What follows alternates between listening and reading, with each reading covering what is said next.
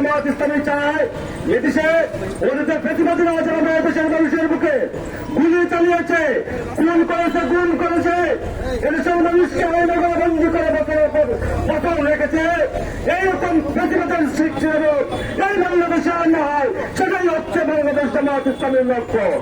এই লক্ষ্যকে সামনে রেখে জামাত ইসলামের 5 দফা কর্মসূচি ঘোষণা করেছে।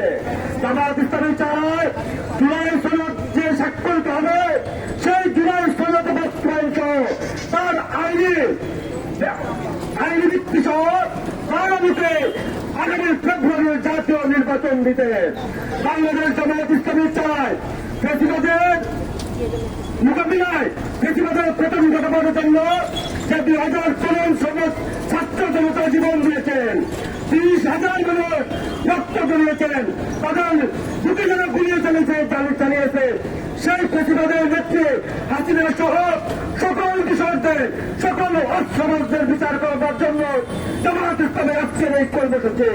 জামাত ইসলামী চায় আমরা বাংলাদেশ স্বাধীন দেশ, স্বাধীন দেশের নেতা ছিল জিএম কাদের, ভারত থেকে ফিরে এসে বলে আমরা বাংলাদেশে কিভাবে ভোট হবে সারা ভারত আলাপ হয়েছে, এই বাংলাদেশে আমরা কারোর সঙ্গে কথা বলবো না। সেই প্রতিবাদীদের অভিযোগ জাতীয় পার্টি সহ 14 দলীয় জোট তাই শেষ তারিখ 5 তারিখ পর্যন্ত এদেশের মানুষের বুকে গুলি চালাবার জন্য শেখ হাসিনার সরকারকে সার্বিক সহযোগিতা করেছে। সেই 14 দলীয় জোট সহ জাতীয় পার্টিকে এই বাংলাদেশে নিযুক্ত করবার দাবি করে এই বাংলাদেশ জামাত ইসলামী সম্মিলিত উপস্থিতি কথা লম্বা করার সুযোগ কম। আমরা এই বাংলাদেশে 60% ভোট পেয়ে আমাদের এই 60% মানুষের কথা বলার অধিকার থাকে না, বিচার পাওয়ার অধিকার থাকে না, রাষ্ট্রীয় সহযোগিতা পাওয়ার অধিকার থাকে না। 40% ভোটে 38% ভোটে 100 সিটের বেশি পেয়ে গেলে তারাই এই দেশে শাসক হয়ে যায়, এদেশের মানুষের অধিকার নষ্ট করে। বাংলাদেশ জামাত ইসলামী পক্ষভুক্ত কমিশনের প্রস্তাবিত উচ্চ কক্ষ এবং নিম্ন কক্ষ দুইটাই পিআর সিস্টেমে ইলেকশন করবে আমাদের সেই নির্বাচনের মাধ্যমে এই দেশে আর কোন প্রতিবাদ আসার সুযোগ থাকবে না। আমরা কথা বন্ধ করতে চাই না।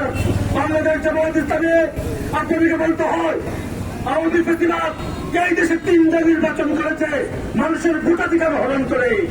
আমরা চাই আগামী ফেব্রুয়ারিতে যে নির্বাচন হবে সেই নির্বাচনে লেভেল প্লেইং ফিল্ডের ব্যবস্থা করতে হবে। সেটি গায়ের জুড়ে, বন্ধুগণ জুড়ে, কৃষি শক্তির জুড়ে, ওয়ার্ডের জুড়ে আর কোন মানুষ যেন এদেশের মানুষের ভোট দিয়ে আর গুলি খেলতে না পারে তার ব্যবস্থা করে লেভেল প্লেইং ফিল্ডের মাধ্যমে একটা সুন্দর নির্বাচনের দাবি যাচ্ছে বাংলাদেশ জামাত ইসলামী। আমরা শেষ কথা বলে যাই, এই বাংলাদেশে আমরা লড়তে লড়তে এই পর্যন্ত এসেছি। আমাদের প্রধান স্বামী এখানে যে নেতা জীবন দিয়েছে, আমাদের অসংখ্য ভাই কোন হয়েছেন, ভুল হয়েছে, আমরা এই দেশ ছেড়ে পালিয়ে যাই না।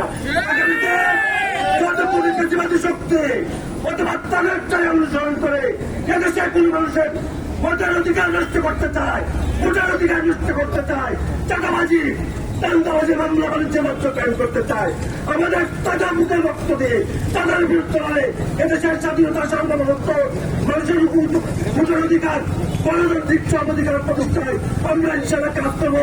সেই প্রত্যয় ব্যক্ত করে আমার কথা শেষ করলাম। আল্লাহ হাফেজ। বাংলাদেশ জিন্দাবাদ, বাংলাদেশ জামাত ইসলামী জিন্দাবাদ। আসসালামু আলাইকুম।